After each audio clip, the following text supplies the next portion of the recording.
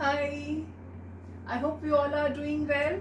So in the previous videos I have discussed nutrition, what is nutrition, then what are nutrients, then I have discussed about macronutrients, micronutrients, autotrophic, heterotrophic, photosynthesis and its requirement.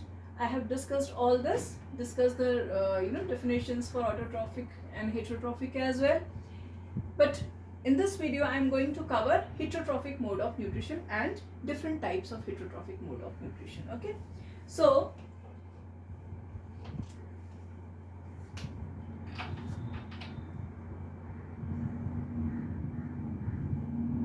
heterotrophic plants.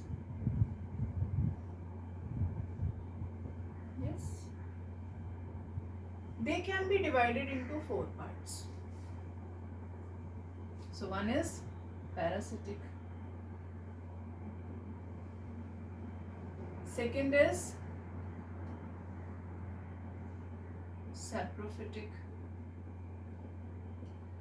third is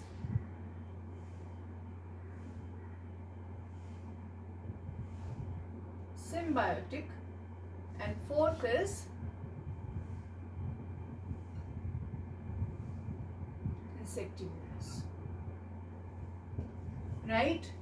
So first we will talk about parasitic. So these parasitic plants, they can be complete parasite or they can be partial parasite also. Now first thing, for this parasitic plant, a host is required. Now what is this host?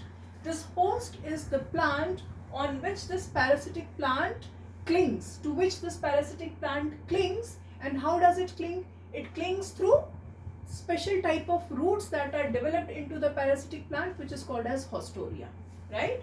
So parasitic plants,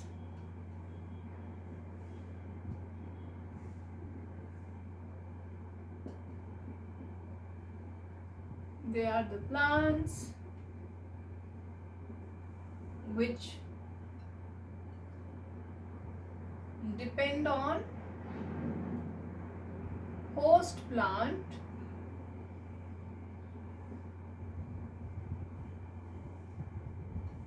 for their nutrition.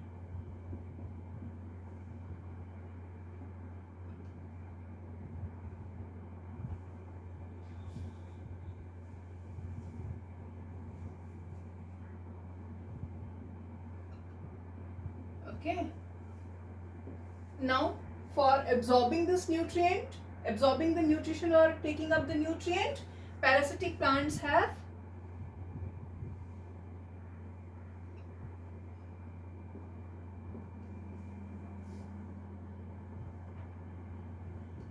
developed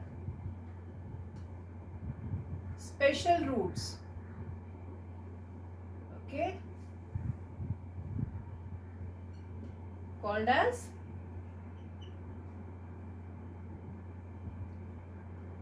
hostoria, right? Now these roots, they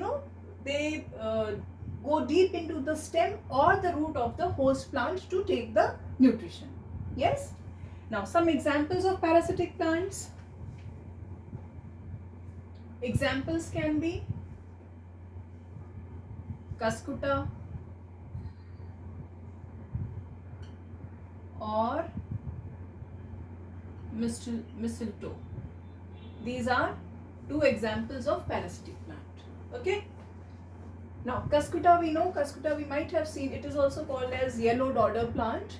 This is seen on some of the plants wherein a kind of climber, it clings to the plant, clings to the tree, and then after some time we see that the tree on which this cuscuta has clung to is all dried up. It is because all the nutrition that was there in the plant has been absorbed or has been taken by the cuscuta plant. So cuscuta and mistletoe, they all are parasitic plants. Okay.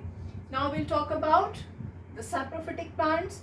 So these saprophytic plants, they are again heterotrophs. They also depend on some other plants for nutrition, but what they basically depend on the dead and decayed matter of plant and animal. So examples of saprophytic plant can be fungi, mushrooms. Where do we see the mushrooms grown? So mushrooms, they grow in such a place wherein dead and decayed matter is more over there. All the plant leaves which have fallen down, or animal decayed matter wherever is there. It can be the dung of the animal or any other body remain of the animal. So when moisture is there, in those cases this fungus or the mushroom grows, right? So what are saprophytic plants?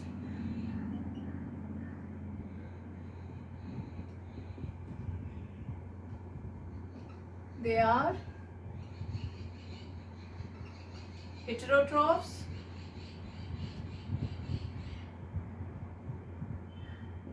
which depend on dead and decayed plant and animal matter. Okay, so examples I have already given. It is fungus or the mushrooms as well. Now the next is symbiotic plants. So symbiotic plants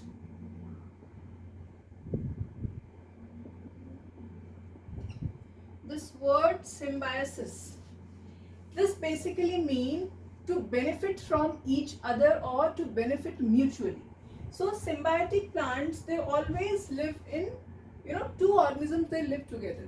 So one may be benefited by the other for something, and the other is benefited by the first one for something. So symbiotic plants, this is a relationship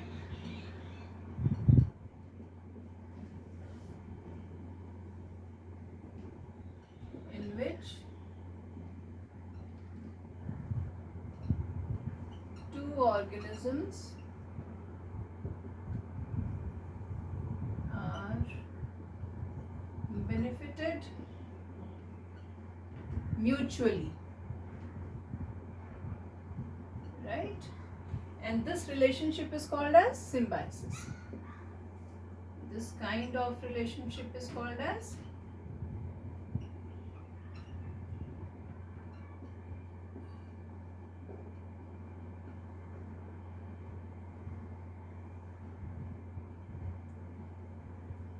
symbiosis. Now example is, just now in the previous video I spoke about rhizobium. So this rhizobium bacteria, it stays in the root nodules of the leguminous plants. I have spoken about this in my previous video. Please check it out over there. I'll provide the link into the description box. So rhizobium bacteria, as I said, that it stays in the root nodules of the leguminous plant. So what does it get from the root nodules of the leguminous plants? It gets the shelter from the root nodule. The root nodule, it's providing the shelter to the rhizobium bacteria. And how is the leguminous plant being benefited by the rhizobium bacteria? The rhizobium bacteria fixes the nitrogen in the surrounding and converts it into the absorbable form for the leguminous plant. And thus the plant is able to produce the protein, which is a nitrogenous compound.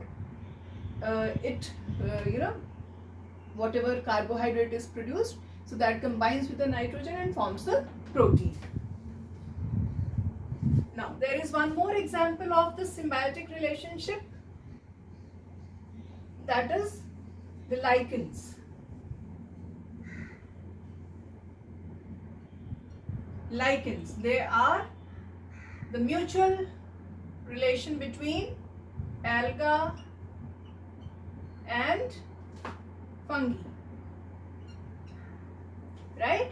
So the fungi, it gives nutrition or nutrient, not nutrition, basically nutrient, right? What nutrient? Water and minerals to the alga. And what does alga give then? Alga, it contains chlorophyll, so it can produce the food. So whatever food is prepared by the alga, that is given to the fungi. So this is the symbiotic relationship between alga and fungus, which is called as the lichen.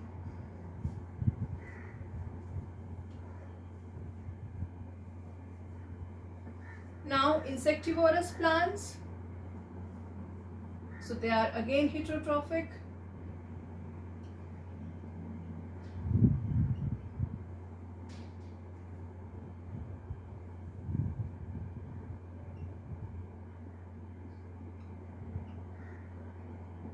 Yes, so this is a heterotrophic relation or heterotrophic plants.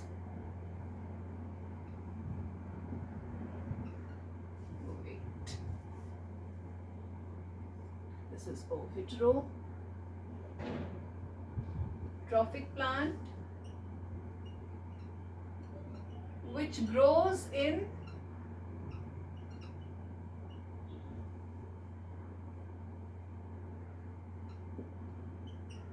soil which is deficient in nitrogen. So the soil wherein these insectivorous plants grow, that soil does not contain nitrogen, right?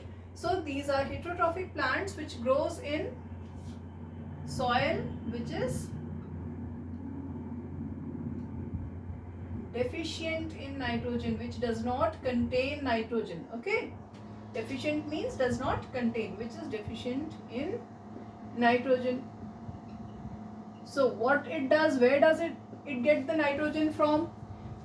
It can photosynthesize, okay, because it contains the chlorophyll. So even the insectivorous plants can photosynthesize. Please remember this.